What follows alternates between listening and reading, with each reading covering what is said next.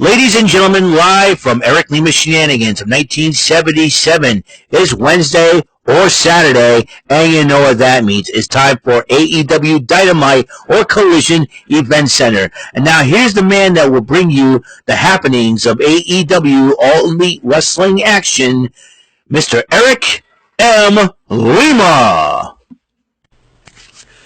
Thank you very much, Mr. Announcer, sir. Well, hello there, everyone.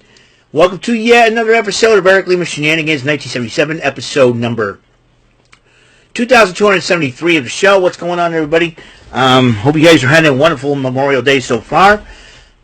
And let's not forget those who have sacrificed their lives for this great country, for our freedom. And we want to say thank you, and we salute them. And those who have lost their loved ones on the battlefield, I want to let you guys know they will live with you in here forever. So just close your eyes and believe they always will be there. So okay, let's talk about, this has been a wrestling weekend, a big weekend in wrestling. Memorial Day, all the major organizations have taken advantage of this situation, and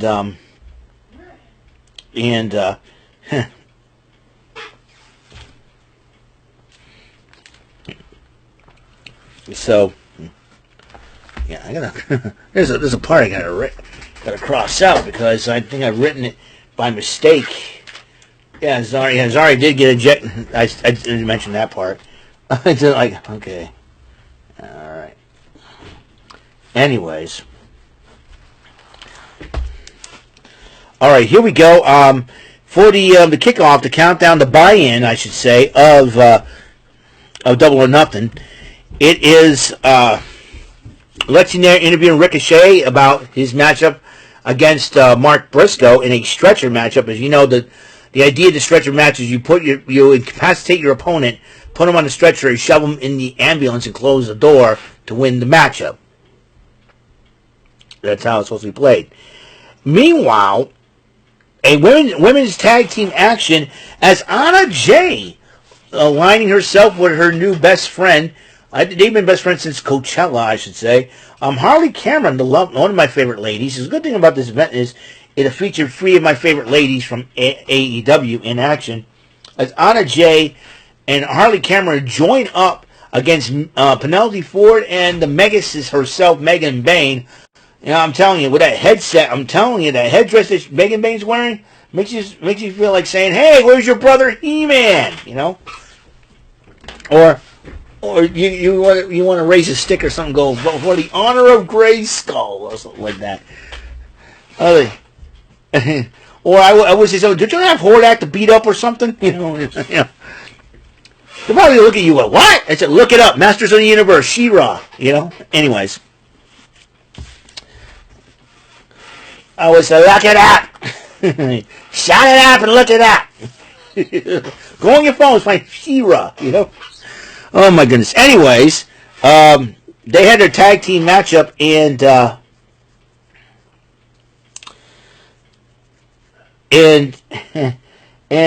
Harley Cameron and Anna Jay ended up winning that matchup. Harley Cameron got the pin on Penelope for what the HFM, her finishing maneuver. I call it the HFM. That's what I'm going to call it.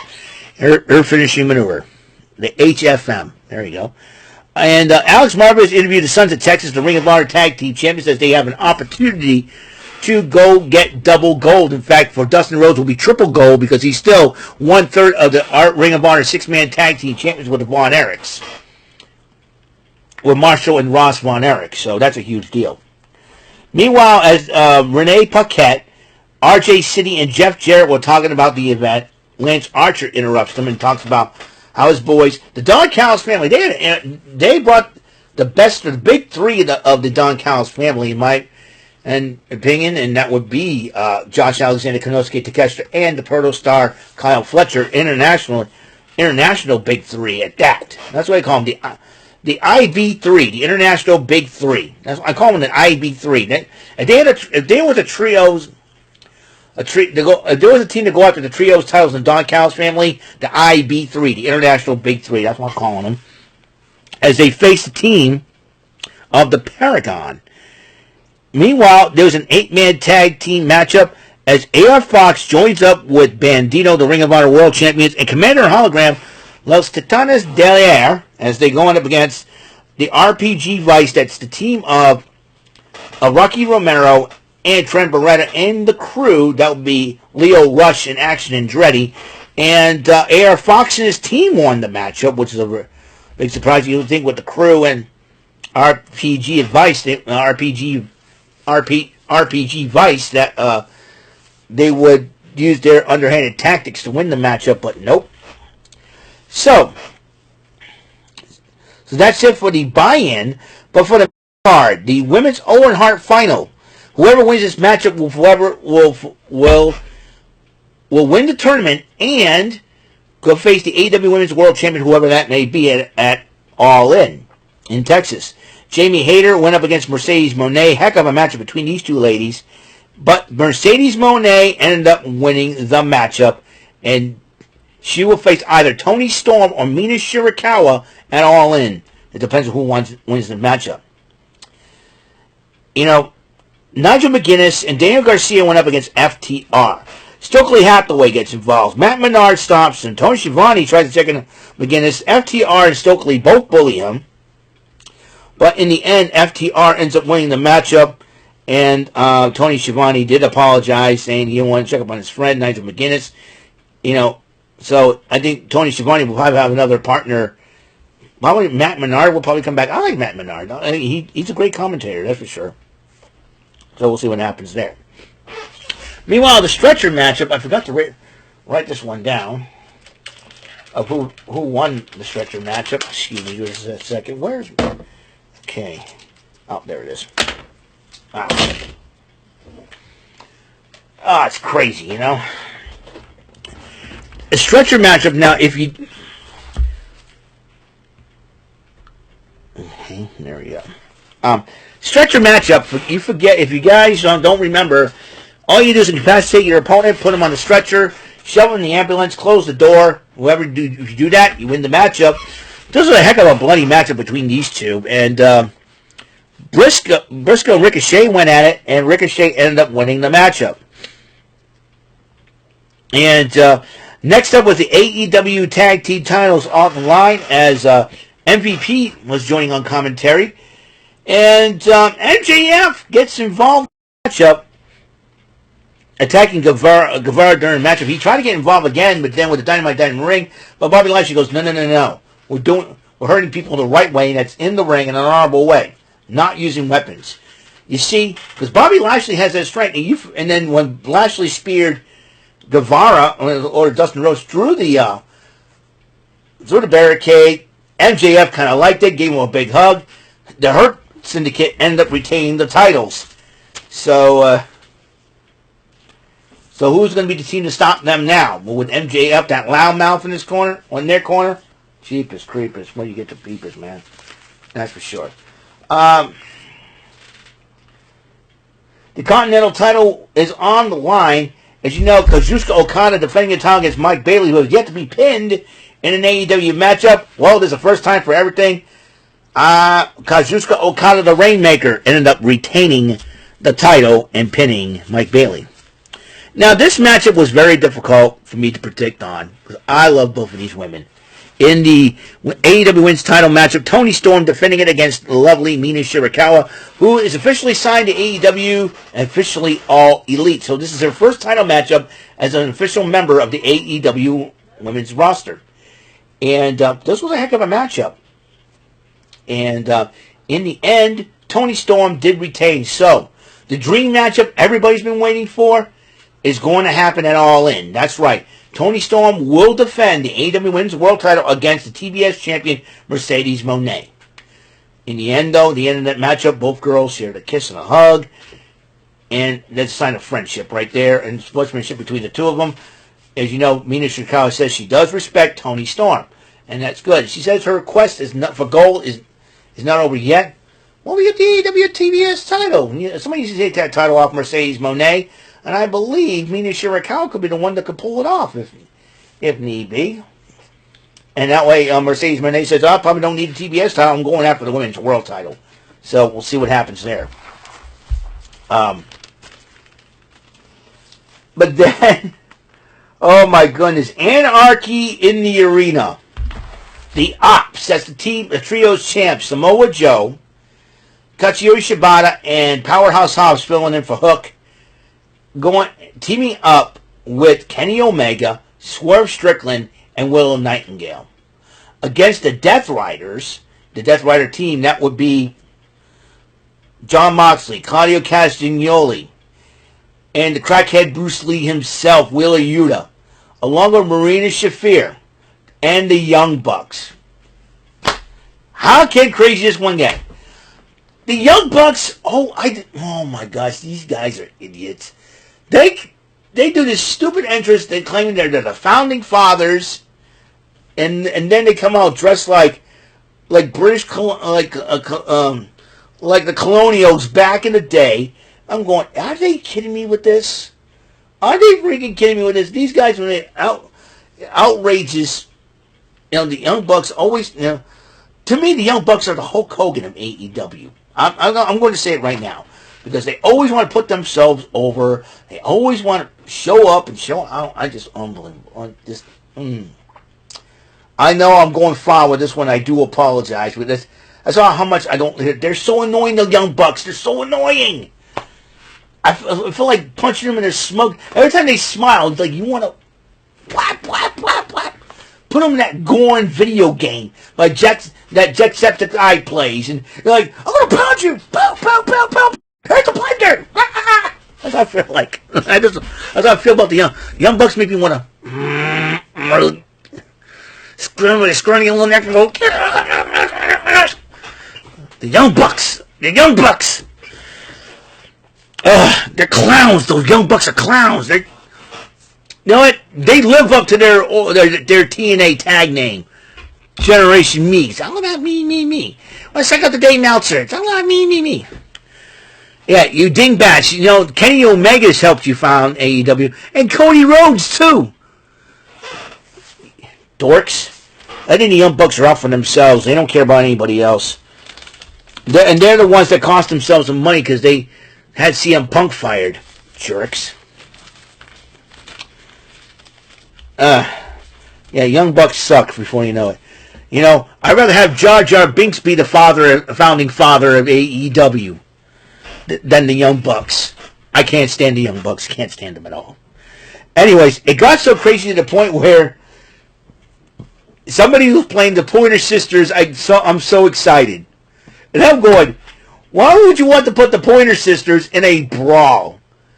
I mean, I love the 80s, but an 80s music in this type of environment is not good for a brawl. Leave it to Kenny Omega. Say, you know what? Forget that. 2000 alternative music and Drowning Pool Bodies, the original song that ECW had, end up playing. And I'm going, perfect. And they were brawling all over the place, and that song's going off. But then, during the matchup, Gabe Kidd, I knew this guy would get involved. So, Gabe Kidd gets involved, helping out the Death Riders and the Young Bucks. But then the ambulance came back, the same ambulance, and Mark Briscoe came out of nowhere, all bloodied up, dried up blood on his face, starts coming out, brawling with Gabe Kidd. One of the Young Bucks went to a table with electrical currents underneath it.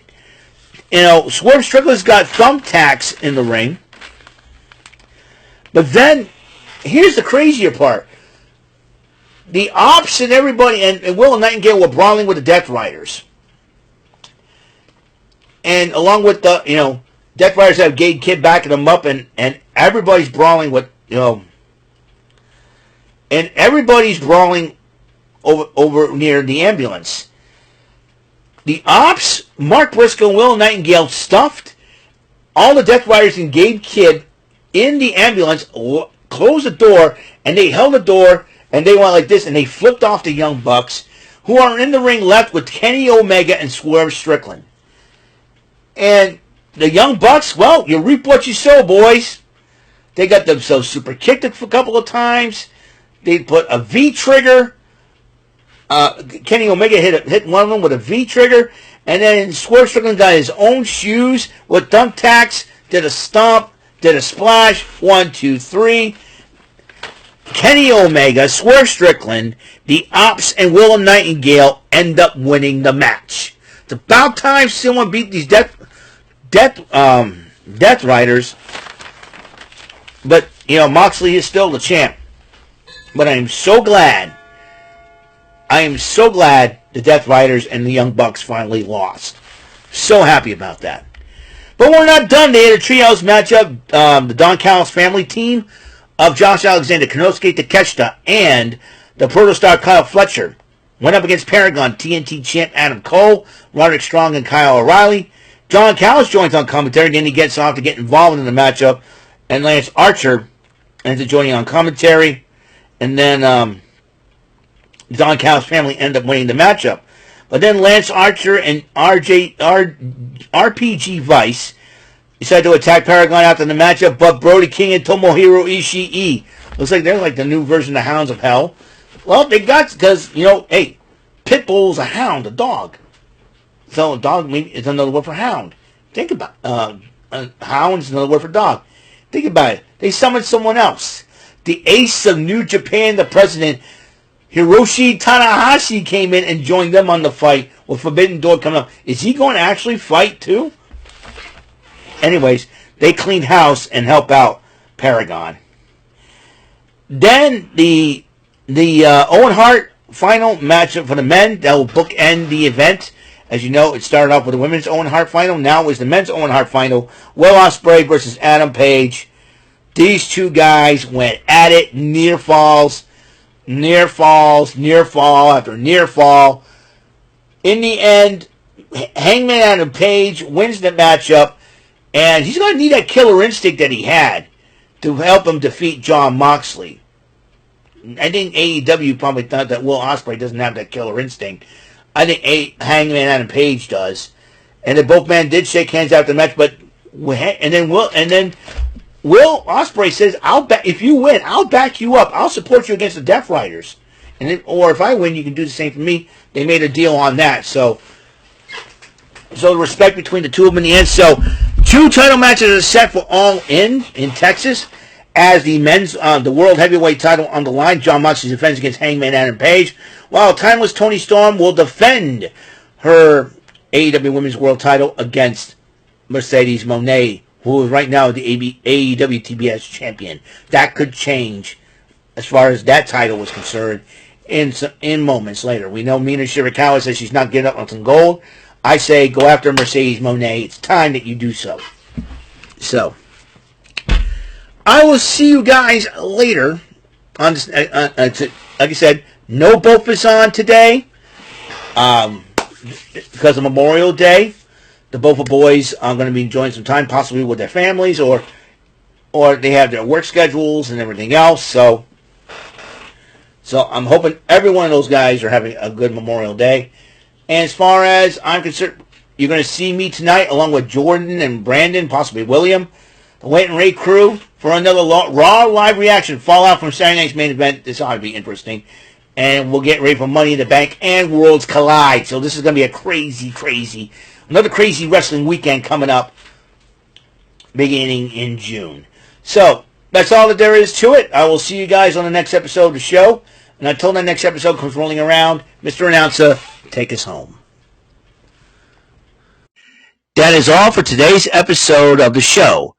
This is Mr. Announcer speaking for Eric Lima Shenanigans of 1977. A Big Beefy E and do it for Bob Saget production, and in association with a Raven Bofa 3000 Telepictures and Distribution. Thank you for watching another episode of Eric Lima Shenanigans of 1977. See you later on the next episode of the show. Goodbye for now.